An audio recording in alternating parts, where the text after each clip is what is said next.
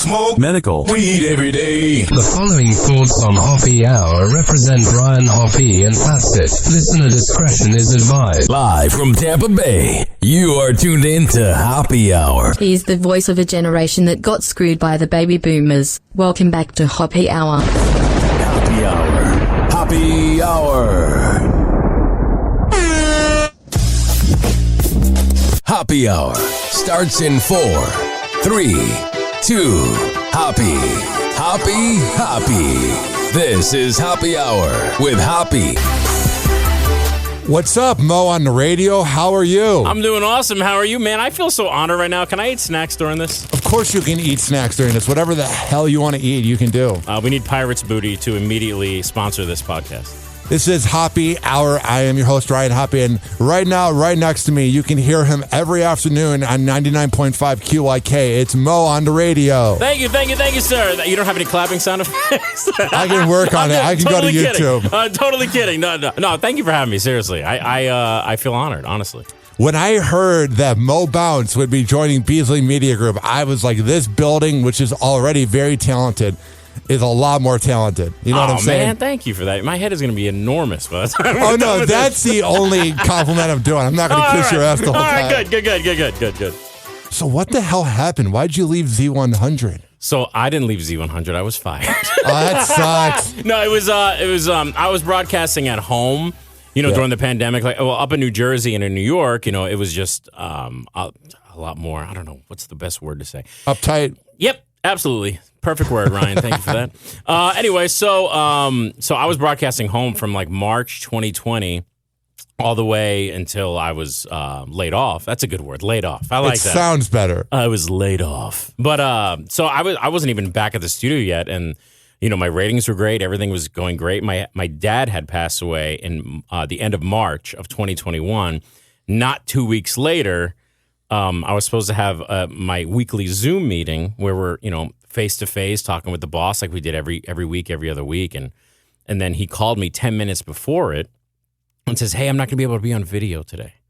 Well, and this other person's not going to be on. It's just going to be you and I. I'm like, all right, it's feeling a little funny. I don't know.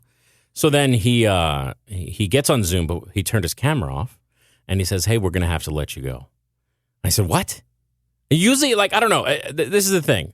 When you're in radio and in different businesses, you could feel in the hallways when something's not right. I felt that my last 2 weeks in sports radio. There's like a certain vibe where you could tell that people know things, and you're just like, sort of when the moment happens and you get laid off, fired, resigned, whatever happens, you look back on it, and there's moments that you go, oh, I see it now. Yeah. Well, I felt none of that. Absolutely. Everything we just spoke about, I literally felt absolutely nothing. So it was very much surprised. Like I just said, my dad had just passed away. I just got done burying him. And I get back to New York. And then literally like days later, they're like, "You want to get back on the air?" I'm back on the air because I need to, work because that's what I do best. And then like days after that, they're like, "Hey, we're letting you go. No rhyme or reason." I was number one in the afternoon in New York. I was there 12 years.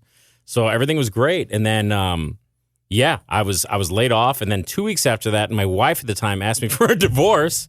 So I went through a divorce. My dad died and I lost my job. So either I was going to be 6 feet underground because people were like, "Dude, are you okay?" And I'm like, "Yeah." Or you're going to come out on top. So can I ask you something? Please do. That's why I'm doing the show.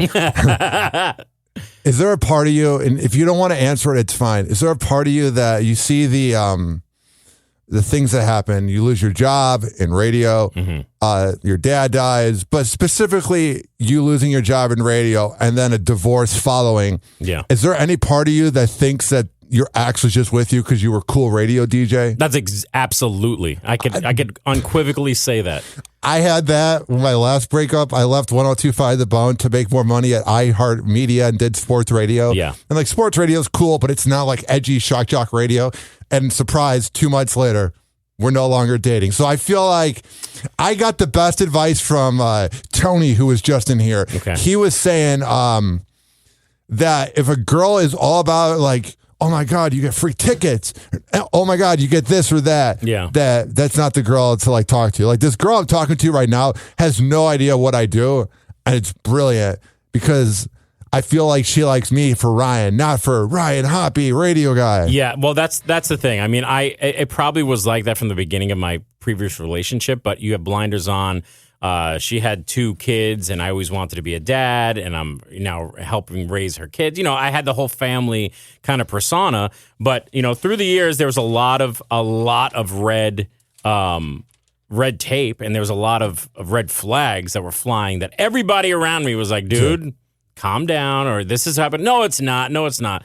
And it absolutely was. And now, after the fact, I find out that she was cheating on me. Oh, don't you love that? Yeah. I mean, there was a lot of things. But you know what? I'm sitting here with a smile on my face because my life now and the woman that I'm with now, you know, we've been dating since I literally had nothing. So when I was out of radio for a bit, I was in nursing school. We can talk about all that stuff. Yeah, I want to hear about that. But I'm broke. I was broke. And I think I'm about to get my second paycheck here, so I'm still broke. Yeah. But I was in school and I'm just working weekends, making like $16 an hour. And the woman I'm with now didn't care about the radio stuff. She's like, I want you to follow that dream if that's what you want. Yeah. But you know, it's so different now. It's different when you find. I'm not trying to make this a relationship podcast, but it's so different. And I'm a lot older than you are. So when you find someone who really loves you for you, you know, and you think you've had it.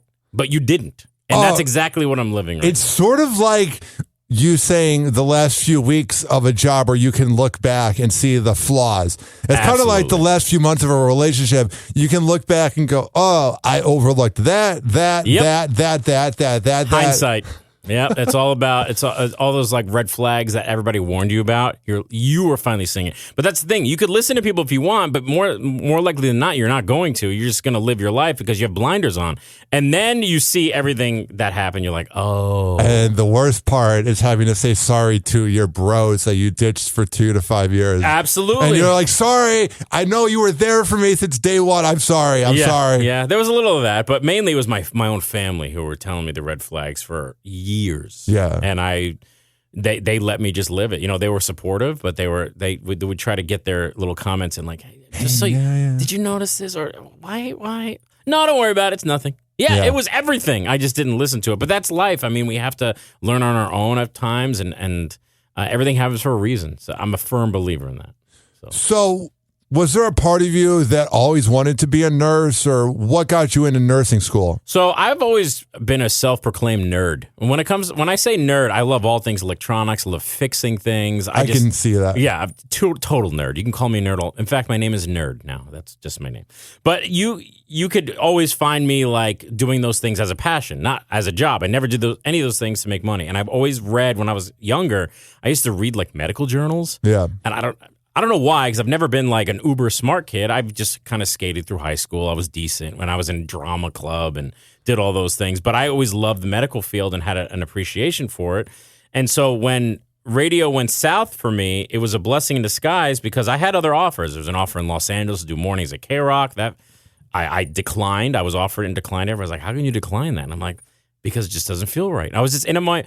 Can we curse in this? Yeah, say whatever the fuck you want. Okay. Was it the current show that's there? Yeah, it was to be. So was it to be with them, to host them, to wrangle them. That's what I would rather be in nursing school as well. Yeah, so it was a whole situation where I came to a point in my life where I don't give a fuck. Like I had to have that. I've always been kind of a yes guy, but with a smile on my face and with some boundaries, but never enough boundaries. I put up walls. So I was offered that job. I flew out to Los Angeles. I, in their face, said no to like $350,000 a year. Now newly single guy. Everybody's like, "Are you dumb?" I'm like, "Yep, I guess I am," because it just doesn't feel right. And I'm glad I did because it went to shit. But anyway, and then there was an opportunity to have a syndicated night show in Atlanta through Westwood One. And you said no to that? I said no to that too. Why to that? Exactly. Well, I'm not the first one. The first situation I completely get because no one listens. The second one, Atlanta. Yeah, no, that was installed like as soon as you start day one, 96 stations, like this big deal, and it just didn't feel right. Could I have that offer? It sounds amazing. I mean, it's been a few years now, but you more than I don't even know if they do it anymore. Yeah, I haven't even heard of it since then, so I don't even know. But at that point, I'm like, you know what? I want to get into medical. And everybody's like, really? I'm like, yeah. So I started working at it. I moved down here to help take care of my mom in 2021 after divorce and radio and everything else. And I was like, I have a friend of mine that works at a dialysis center, and he's like, that's an entry-level job. I can get you in from New Jersey, but to work there in Florida. So I went through all this training at a dialysis center, sticking people in the arms, doing this, and I loved it. I absolutely loved it and fell in love with that and fell in love with the patients. The patients were awesome because you see the same patients every other day or so because they're coming in for this life-saving treatment. So I fell in love with that. And while I was doing that, I said, I'm going to go to nursing school. Again, what? Yeah.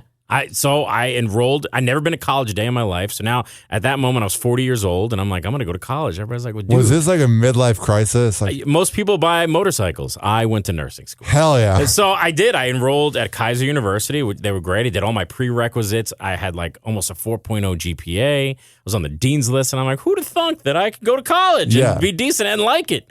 So that's what I did. And while I was in nursing school, I was working at a hospital and as a nurse extern. So I was pulling chest tubes, giving IVs, doing injections, doing everything, wiping booties all day. It's the funniest thing. My mom's been a nurse for like 42 years. Yeah. And she has everybody else do the IVs. She does not know how to do an IV. All the nurses would ask me to do the IVs because I was so great at it and something I love doing. So with their supervision, I would do IVs and do injections and everything else. But and then this opportunity came along. Dom Theodore, who is a very prolific person in radio, and now I think he owns some stations up in Michigan.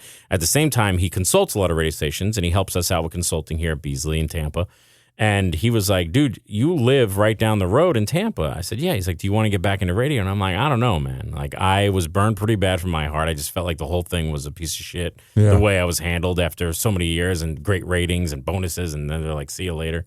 But, I've been fired before, so I get it. But I'm like, I don't know, man. I love doing nursing. He's like, well, there's this guy there in Tampa I want you to talk to, Rick, who's our boss. Yes. And I went and had dinner with him, had a few meetings with him, back and forth here and there. And I quit school and came back to radio. And another moment in life where people are like, what?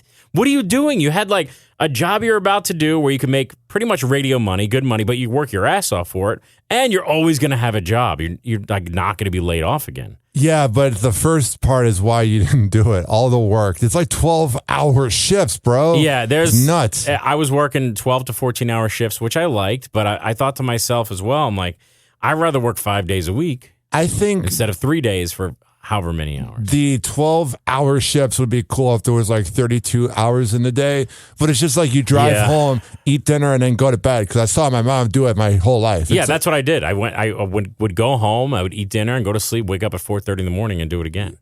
So you are identical to my mom with that, only she was getting up at 5:30, but it's the same thing. 5:30, work from 7 a.m. to 7 p.m., get home at 8, cook dinner, go to bed at 9 or 10 and call it a day. Yeah. But I mean, it is rewarding. And, I still think that's something that I could do in the future. Side job. I don't know about nursing is not a side job. That is full time, takes over your life, almost like radio does. Radio doesn't have as many hours, but it takes over your life mentally. It's not a job; it's a way of life. It really is. People don't get that, man. No, they don't. And the people who don't do nursing, same thing. They don't really get that. They're like, oh, you're just taking care of it, dude. It's mentally. You know how it's very hard to be a nurse? Is whenever you run into a nurse on a Friday night at a bar and they're the most drunk in the room. Oh, my God. Absolutely. They're like flight attendants, but more educated. Or a teacher. Teachers, flight attendants, nurses, vets, all of those. Yeah, they party hard and they work hard, and then they look like hell by the time they're 45 years old. Oh, yeah. And then they're the ones that keep getting shots at Park and Rec in downtown St. Pete. Yeah, exactly. I want more shots so I can feel like shit on my one day off. They're the ones at Top Golf, not golfing, but at the bar the entire night. That's what it is. But I mean, that's my short story. But yeah. Yeah, that's cool. Yeah. So I saw you worked with MJ and BJ. That's got to be one of the coolest things ever. Obviously, I worked with MJ for 2 weeks, and I felt like I learned more just watching MJ do his thing than I did at my radio school. It's unbelievable. Yeah, so when I was 17, 18 years old, and I was an intern at 93.3 FLZ here in town, that's where I started. They had me, they're like, oh, we want to pay you. We want you to do the morning traffic. So I'm thinking I'm going to talk. Yeah. Nope. I had to go pull it on a cart. Cart is like, I know you know it, but if people listening, cart's like almost like an 8-track. Like that's how I recorded stuff back in late 90s, early 2000s. So I'd have to go to the traffic center, quote unquote. I'm doing air quotes. And the traffic center was like some dude smoking a cigar in the corner. I was like, get the traffic. And I put it on this cart and I'd have to run down to MJ and BJ studio and he'd have to put it in the machine to play it on the air. That was my job. And I would be working overnights, interning with like different people who were on the air at the time. And MJ I'd sometimes be late. I'd fall asleep in the traffic room. So Froggy number one, not the current Froggy. No. Yeah. So he would have to come and wake me up. Like that was my first introduction to radio. And then I worked in the promotions department doing, going on gigs and stuff like that. Did you work with Mike Olivero?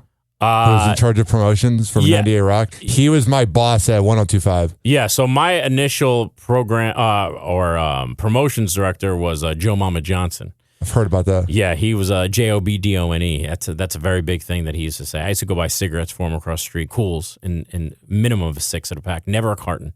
That was his thing. I think I know what place you're talking about. It's like it was across the street from Gandy when they were at the Gandy Studios. It was right across the street. It was like a liquor store, and there's always sketch people. What outside. did you think about Gandy? I was there for 6-7 months. I enjoyed it. I mean, that was my first introduction to radio, like as, a almost 20-year-old You dude. got to see Gandy in its prime, too. Yeah, it was awesome. You got to see Gandy when it created the legacy that everybody that's like 50 now lives off of. Like, whenever I would talk to someone like Brian Fink and that, he's still a good friend of mine. So he's awesome. All these memories they would tell me about jumping off the building. We used to. Well, Dom Theodore was the program director, the guy I talked about before. He was the program director of FLZ when he was the first guy to ever put me on the air. We used to have weekends where he'd be like, "Oh, we're going to paint the studio." He would buy everybody pizzas, and we'd literally the whole air staff would go in on a Saturday or Sunday while some part-timers on the air, and around the part-time it would smell like pizza and paint thinner in the studio. We would just paint the walls different colors, like literally monthly. That's like the fun culture we had. Did you hear about the man? I can't believe I'm saying this. One second. Okay. Did you hear about the graffiti on the wall of iHeart? When did this happen? Sorry, I'm eating my snack. This is all alleged. I'm writing a book called "This Didn't Really Happen." Okay, it's part 1. Yeah, it's all right. Gotta start somewhere. There was somebody that works there. Okay, and another morning show with young talent, like spray painted the walls of Gandy and got into so much trouble. That story I don't recall. I do have some pretty raunchy stories. This happened like 2, 3, 4 months ago. This is when we were transitioning. Oh yeah, no, I didn't hear about this. This is good. This is an alleged story. I like this. Is totally alleged. It didn't happen. Uh-huh. I love the word alleged, by the way. It might be the greatest word ever. It is a good word, and it really just releases you from all everything that's important. Because there's no truth to spray painting the whole entire building with phallic symbols. I mean, did not happen. Not in Tampa.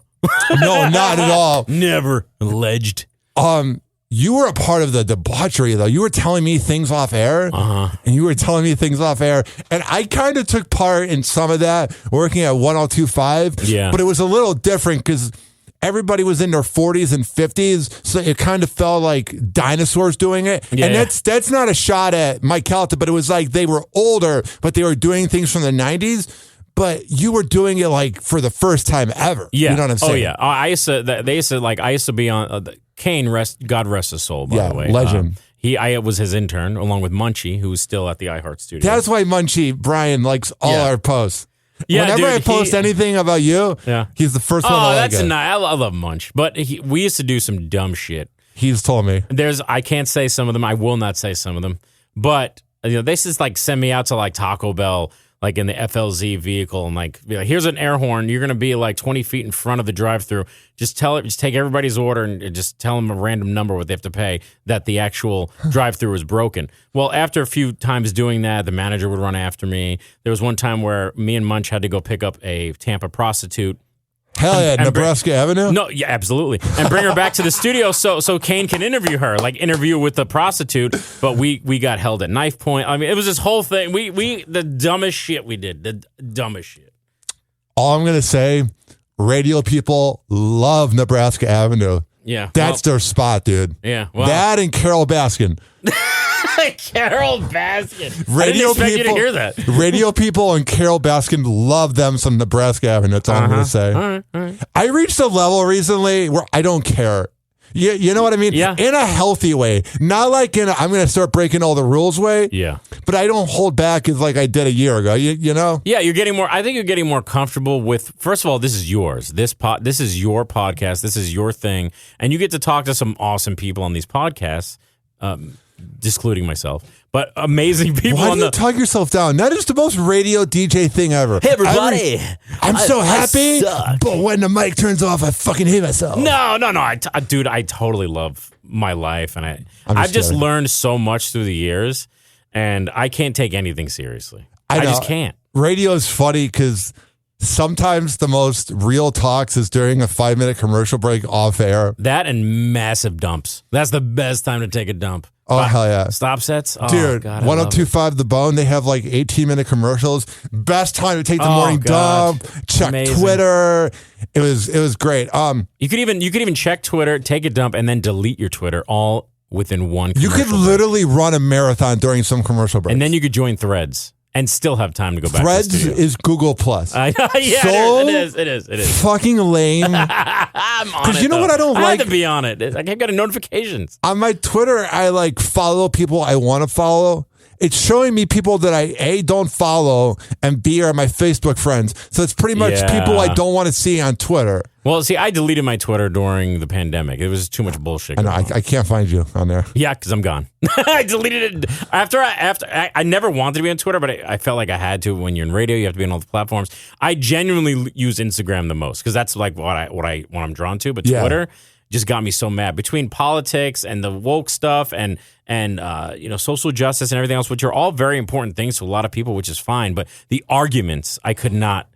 Even when I was not arguing with anybody, I found myself in these arguments, and I'm like, this is fucking up my mental health. So I deleted it, no problem. I was like, all right. And I haven't missed Twitter, honestly. But I do like seeing all the drama with Twitter now that Elon is there. So it's interesting. The scariest day on Twitter was like around like the George Zimmerman era. I mean, all social medias were pretty. It was just a time. What a time to be alive, honestly. Remember the Facebook Lives of Minneapolis under fire? Oh my gosh, dude! I had to disconnect that. It really ruined me mentally. Like I've had Derek Chauvin fucked me up. Seeing that was just not cool. Yeah, I mean, all of it was. First of all, besides it getting you angry, I got sad. Well, I have anxiety issues, and I hit during the pandemic. I reached a rock bottom. Then my dad died and everything else, and mentally, like I had a nervous breakdown. So I had to delete Twitter. I'm fucking insane too. And when I worked at The Bone, you were talking about George Zimmerman and that. Wait, not George Zimmerman. What's the guy from Minneapolis? Not George Zimmerman. That's the guy from Orlando. Chauvin? Yeah, Chauvin. Yeah, Chauvin. Who's the guy that died in Minneapolis? George Floyd. George Floyd. I said George Zimmerman. Yeah. With George Floyd dying in May and June 3 years ago, we would take phone calls. And what I'm about to say doesn't represent all the listeners of where I worked at, but we would get some racist people that were defending. Of course. And it was like, how can you think that way? Yeah. Are you, because I'm a Chicago kid. People say I'm very cultured because I listen to rap music and I watch The Wire and that. Like, I vibe more with that urban culture than I do country music sometimes. Yeah. So I don't feel a racist bone in my body. And then when, like, you hear some of the things that people think, you're like, Jesus Christ, like, racism did not die. Well, something like that is always going to be around. But, and I think for a long time, people have really lost their faith in humanity because of shitheads like that. But I always find for every shithead, I met someone or came in contact randomly with 10 people that were even nicer. So I believe that we're going to be okay. We are. I don't think anything negative is ever going to go away. No matter how. I don't care what politician. I don't care what side. All that's bullshit, if you ask me. I think at the end of the day, we need to take care of our families. We need to raise kids the right way, and it all starts at home. It really freaking does, man. So they hear their parents. This is gonna make you feel old, but I was 15 when Obama got elected. Yeah, you're fucking young. See, I could have said I'm fucking old. Yeah. I'm just gonna say you're fucking young. And I was like, racism is dead because Obama got elected. I was so happy. And I remember I was thinking, oh, it's gone forever. Nope. No. I mean, what are you going to do? I try not see. Remember when I said I deleted my Twitter? I haven't watched the news. I mean, I get my news now from like little snippets on different pages I follow, but I can't watch any freaking channel. None of them. I can't do it. If you want a good mix of national and local, ABC Action News Tampa's app. Okay. And it gives you the alerts. I signed up for it during COVID. Yeah. I definitely have a lot of those apps, and that's how I get my notifications. That's all the notifications. And TMZ are the two I have. I do get TMZ because I love a good TMZ. I love drama for your mama and your mama's mama. Love it. That's all I'm about. Barbershop talk, bro. That's all I want. But to me, that's like that in comedians who are not. Who speak freely and still be comedians that can make fun of every race. Tom Segura, have you watched him? Yes. I watched it last night with my friend Romeo from the promotions department. Oh, yeah. I was at his house and he was sober, but I drank like a bottle of wine. Yeah. I feel like one of those nurses when they go to the bar and they're letting loose. That was my letting loose. That's you. All right. That was me at his house when we were watching Tom Segura. And man, he might be one of the last of the comics that doesn't give an F. Yeah. Like he was just making fun of everybody. And a lot of comedy died to me when Trump got elected because they became like too political and they thought that they were like changing the world. Well, I just think they spent too much time on him. Like, listen, we could all laugh at him and any politician at this point. Yes. But when every politician is making fun of one person, it all melded together. And I was just like, okay, well, now what? That's how I took it. And I think people are getting away from that now and they're just making fun of just everybody instead. And I think that because that's why it was everybody, because I did stand-up comedy when I was in New York, and I did stand-up at Caroline's on Broadway. Really? Yeah. So I dabbled in it. I didn't get paid a dime. I did like the amateur nights, but it was fun. And it's something that I did. I wrote material. I had Who did you see nights. there? Because I know like I'm a huge Opie and Anthony fan. Like they're the reason I'm in radio. I love the Opie and Anthony show, and they had so many comedians went there. Yeah, no, name it. I've seen a lot of people. I've seen a lot of Colin Quinn. Yes, seen Colin Quinn. Dude, I am like you know how there's like people that are nerds for anime. Yeah. Oh yeah. I'm a nerd for like New York comedy and radio. I took you as a nerd for furry. Do you wear the furries? No, I'm not a furry. Okay, I'm the most bland person ever. You came in here with a mask on, you liar. I'm just kidding. No, I did not come in here with a mask. The lion mask. Dude, you need to get like the Mo Bounce Unreal show or something where you do it online and you swear. I don't know if you're allowed to do that. Do I sound different when I say fuck? You're different here than you are in your afternoon show. Well, see, so here's the deal. So when I got hired here, Rick was like, and I'm like, hey, I'm not. Like, I actually enjoy country music, and I like it, and I enjoy the artists. Yeah. But I'm not like, I'm just not someone that's going to be like, what's up, y'all? Like, that's just, he's like, dude, y'all? He's like, I don't want you to say anything that's not natural. I want you to do the same show you did in New York because you were entertaining, you were yourself, you were goofy, you were funny. So when I take callers and I do funny, you probably don't listen to all of it, but I get some calls, and when I air them on the radio, I'm like, damn, this is like a top 40 type thing, but that's when I get the best reaction. People are like, man, you're livening up afternoons. You're having fun. I could tell you're smiling. Like, that's all I'm doing. I'm not being any which way because I don't know how to be any. I can't be like, how do we make this more country? How do we make this more hip hop? No, I'm just going to be me. Like, if I could do the same, if I could still be me, I don't care what music I'm playing on the radio. I saw you and I don't want to rat you out at the Luke Combs show. I saw you and Scotty talking for a few minutes. Okay, yeah. I adore Scotty Davis. Yeah. He was one of my favorite people. We've known each other for over iHeart. 20 years. I mean, I used to, when I did the afternoon show before I went to mornings at iHeart, me and him would hang out for hours on end at work. Yeah. And I think he's a good dude. I think it's exciting to have you guys going up against each other. Absolutely. We talked about that. Yeah. Two energetic top 40 people doing country afternoon radio. Yeah. I think it's going to be really good for Tampa radio having you two there. Yeah, no, I mean, I'm having fun. Like, I'm not focusing on, because in radio, it's always been an old school thing in radio. It's like, oh, there's the competition. Don't talk to him. Now, if it's pass by him and say "fuck you," like, no, I'm not going to do that. And no one has, and for the record, no one's ever told me here to do that. But I mean, that whole mindset died years ago. I mean, I hope it did anyway. No? You know who seems to have created it? Fucking Bubba the Love Sponge is the one who created it. Yeah, because then he passed it down to Mike Calta, and it's been passed down to me. It's like generational trauma. It's like they think that's what you got to do. It's like a mind. It's not dead, my friend. Trust me. So our boss, Rick, was my competition boss when I was in New York. Yes. And that's how I have this job because Hell yeah. Because I wasn't a dick to him and he wasn't a dick to me. And we were just in radio together. And the reason why I got this job is like, dude, I listened to you. Even though I worked for the competition, you always sounded great in New York. So when he was hiring me here, I'm like, do you need like a demo? Do you need like an air check? Or like, dude, I listened to you all the time when we were up in New York. I know what you sound like. That's it. You're hired. Yeah. So like, it just goes to show you can't burn bridges because you could work for the competition one day. Scotty could be a program director of a station. I want to be it. We don't know. I've worked at every fucking company in this town. Yeah. That's the most frightening thing ever. It scares the shit out of me that I've worked at every company. But there's nothing wrong with being friends and having a network and that person may be working at the competition. Yeah. I'm not going to share my trade secrets or things like that, but I'm never not going to be cordial. I need to hug cool. Scotty. I'm just going to be real. Scotty's one of my favorite humans. Yeah, dude, I've known him for over 20 years. Both he was at insane. he was at KDWB in Minneapolis when I was actually he's older than me and he was on the radio before I am. So I looked up to him. Yeah. At first, a few years before I got on the air. So and through the years, I've always kept up with him. And how can I, It was one. Okay, So if I saw him the other day and he was like, "Hey there, fuckface," then I would be a dick.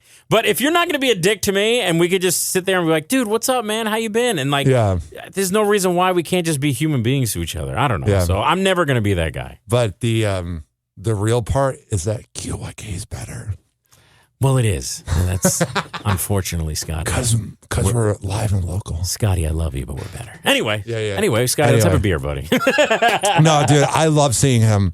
Yeah. There are some competition, though, that if I never see them again, I am so cool with that.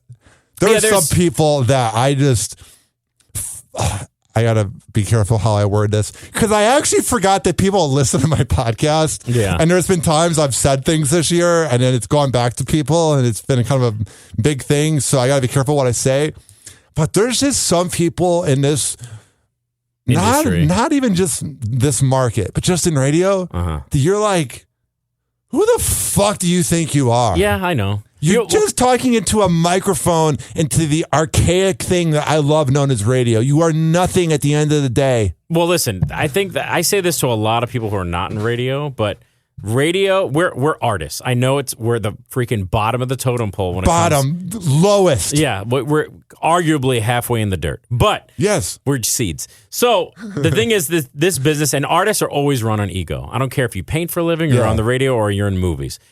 Whether it's good ego or bad ego, this job we're fucking sensitive at times. So when someone says we sound like shit, or someone's or they don't like listening to us, we feel it. And so we want to keep doing better, but you're never going to please everybody. And that's what this business is. I could have how many people listening, but it's never going to be everybody loves Mo. And the thing with the listeners, God bless them. They are fucking awesome. We need them. But sometimes either a radio show will spread incorrect info about you, or something will be portrayed one way, and they think they know how it went down, and they'll message you and tell you things, and you almost feel bad for them that they A, believed what the person said, and B, this is not me projecting, B, that it's almost like it's my life. Yeah, it's fake news. There's a lot of fake news out there. Oh, half the business is fake news. Yeah, it's insane. Yeah. But it's insane. But then again, it's like if people are talking about Hoppe or Mo Bounce or whatever, then you're fucking winning. Yeah. As long as they're not saying that you hurt animals, kids, or are a pedophile, you get a DUI, even though that's okay in this town. That's why they have Vespas. There's so many in this town. No. But literally, if you're doing anything else but those 4 examples, no, you're right. I mean, but again, the whole I don't give a fuck mode came to me, and I've now fine-tuned that and honed that to be nice but not give a fuck. No, so that's where I'm at. I don't know if it's because I'm turning 30 in like less than 2 months. I don't care anymore. I care a lot, but I don't care. Like I feel very fearless. Like you can do whatever. I don't care. You're passionate. Yeah, that's what it is. You don't give a shit, but you're passionate. I am. Yeah, there you go. I want my bosses to be happy with me. Don't get me wrong. Of course. But anybody outside. We all work for somebody, so. Unless you sign my paycheck or give me hours or the podcast room, I don't give a fuck what you think because you don't know shit. Yeah. And as you get older and you're in this business, there's an measurable amount of mounting feelings of having to look a certain way. Because radio is no longer the media where you just listen to our voices. Everything, there's video requirements, online requirements, picture requirements. I have to look good. I have to do this. I have to look good this way, look good that way. But at the end of the day, you got to care about what's really real, because we are all replaceable.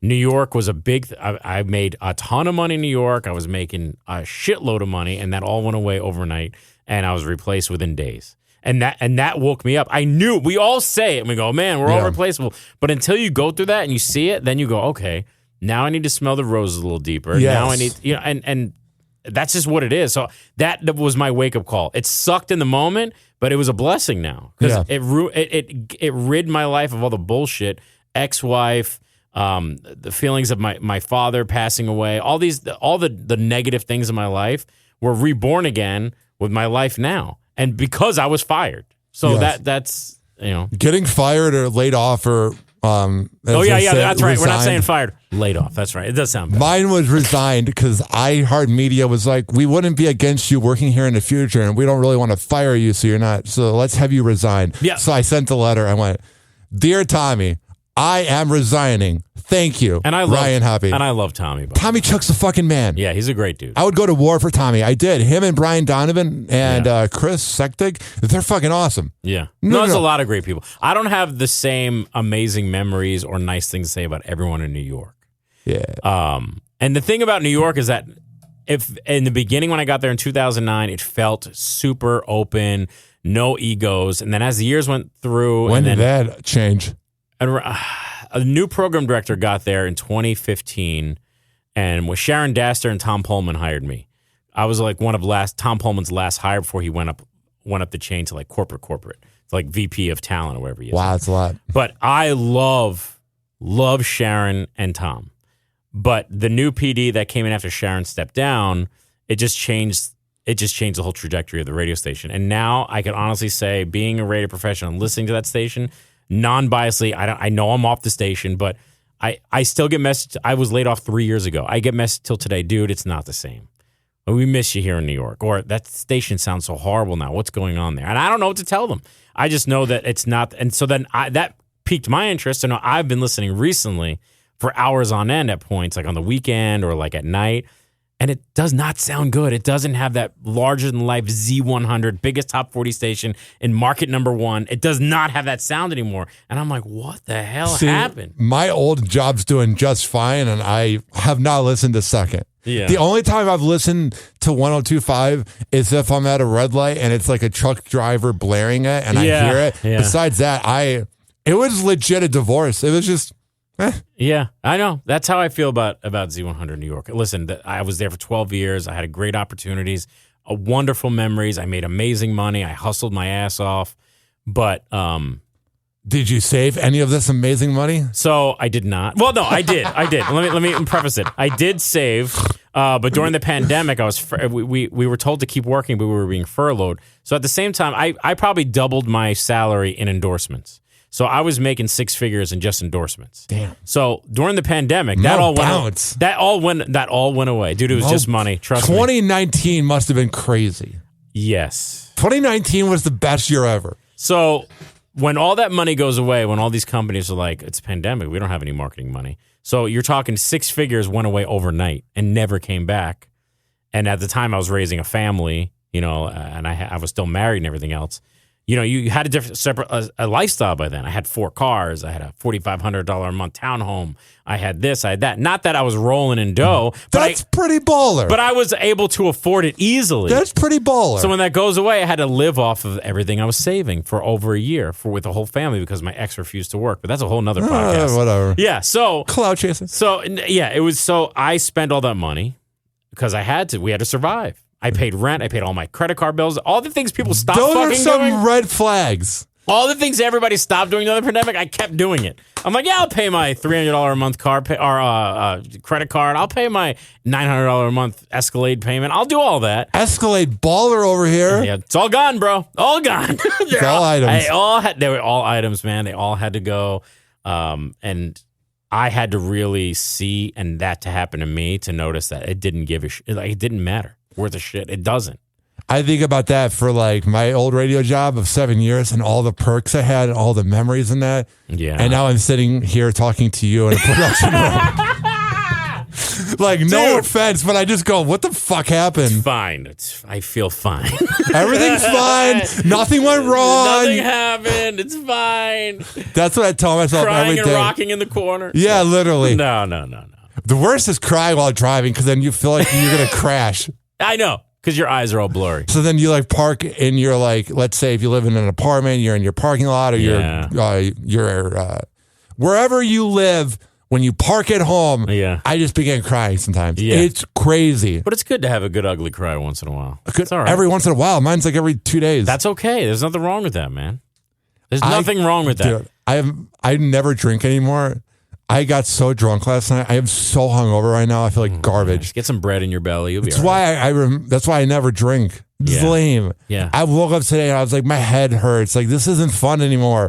I thought that was the most fun thing in my early 20s. Oh my God, ruining my brain cells to feel like shit the next day. So here's the thing, man. I've never been a big drinker, ever. It runs in my family. So. Well, I've never, and there's been a couple times I've blacked out and got blacked, but I had a couple times, man. Literally just a couple in my whole life. I don't remember 2015. Yeah. 2015, early 2016, people will be like, I met you at the bar when you were like 21 and you blah, blah. And I'm like, I was 21? I was like, I don't remember 2 days ago. Yeah. Everybody will go, I met you one time doing this or doing, like, I'm meeting people working promotion events. And I'm like, I feel so bad because they have like a memory of me in the old radio show I worked on. And I'm like, I don't remember you. I'm sorry. Yeah, that's all right.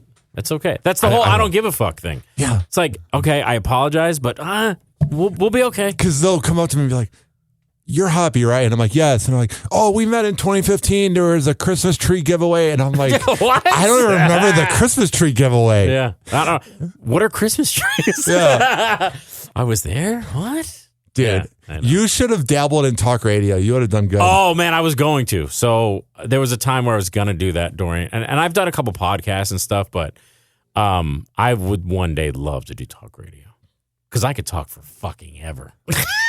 It's just, do people want to listen to it? That's the probably thing. not. But you know what? We'll give it a try one day. I don't know. I would love to do talk radio, like edgy talk or like FM talk. I would love to. That's the only fun talk radio. Yeah, I mean, I wouldn't want to do a political anything. I wouldn't want to have any serious conversation.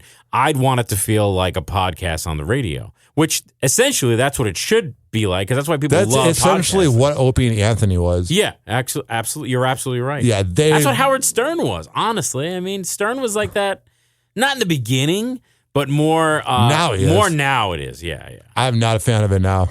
And it's not even because he's not sexual. It's more... He just sounds so mean. He's so mean. I'm like, I don't want to hear that. Now. He's older, and the thing is, I met him right before the pandemic at like a charity event he was at and I was at, and we were walking the red carpet, and he was right next to me, and I about shit my pants. I'm like, that's fucking Howard Stern. Did he say hi to you? Yeah, so he knew who I was because actually he made fun of me. Wow, he knew who you were. He made fun of me my first day on the air in 2009. He'd make fun of all the local radio DJs. He would just rail them. And he made fun of me, so that's how I felt like. I'm like, okay, it's like a coming of age thing. He made fun. He's like, Mo Bounce, this freaking toolbox, and like I was like, yay! He made fun of me. So then I met him, and he knew who I was, but he was not nice, man. And I witnessed him being not nice to a lot of people at that event. And then I saw him at another event, the same event, but the next year. And he was equally not. Now his wife is amazing. She's super sweet, super engaging. I can't say the nicest things about him. And then so I was with Elvis Duran at that same meeting. He met with Elvis, and of course Elvis is a huge radio superstar. I think I heard him talk about that on air. And he met him too. And I can't speak for Elvis, but what I witnessed, it looked like Howard was not the most gracious either. And Elvis is I don't care who we know. Elvis is the nicest man. Not just radio guy, the nicest person. I've never heard a bad thing about him, ever. I mean, I have so many amazing stories behind the mic and behind the cameras about him that I've never met another person like. He's just the most gracious and good human being and he's given me so many opportunities because I'm still the voiceover, the male voiceover voice for his show. I'm the national network voice. So he's the first person ever put me. I've never done voiceovers. He made me blow up in voiceovers. At one point I was doing hundreds of radio stations. Yeah. And he's the one that gave me that opportunity. He helped me get to Z100. There was just a lot of things that he did for me that he didn't have to do, and he didn't know me. But he just said, I feel something about you, so I would like to help you. Would you do, I think they did one Z100 documentary for like the old time Z100. Yeah. If they were to ask you about one from the last 20 years, would you do it? Absolutely. Dude, I have more positive memories than negative ones. I know I'm sitting here talking a little shit because I was burned towards the end, but I think that last administration, the ones that's there now, that's running the radio station, or at least being the talking heads for the people above, I think before that was fucking awesome. I have the best memories. Were there any people, because I've had this, and I'll say it was with Kelta, where you think he's your boy, and you think he's your friend. Yeah. Oh, there's a lot of that bullshit there. And then once you leave, you're like, I had the better for myself. Like, now you left not on your own terms. You got fired or whatever it was. I was laid off, goddammit. But were there any people... Because I've had it where people won't talk to me anymore, and it's like, it's just a fucking job. Most of the people there did not talk to me. Isn't that just the lamest thing? Because you think you're building something, and then it's like the thing with the red flags with your ex. You're like... Hoppy, it's not the worst thing. It's the best thing, because you now know who the fuck is real and who you need in your life and who you don't. And that's exactly what I found out. Absolutely what I found out. Especially, I still talk to Elvis. I still talk to Danielle Monero. I talk to some people behind the scenes that are at the other radio stations there. But most of the people that I work directly with, I didn't love anyway because they are backstabbers. But I'm not going to mention it exactly. Here's that cheers and applause you wanted in the beginning. Took you about 55 minutes. Thank you. Yeah. Thank you. All right. Here's 1 hour of the crowd cheering at a concert. Thank you, YouTube. Thank you, London. I should just make the next 55 minutes this. Oh, my God. I can't do it. I can't. Yeah, that's it. Dude, actually, if you put this on YouTube just like this, and if we shut up, you'll get so much monetization.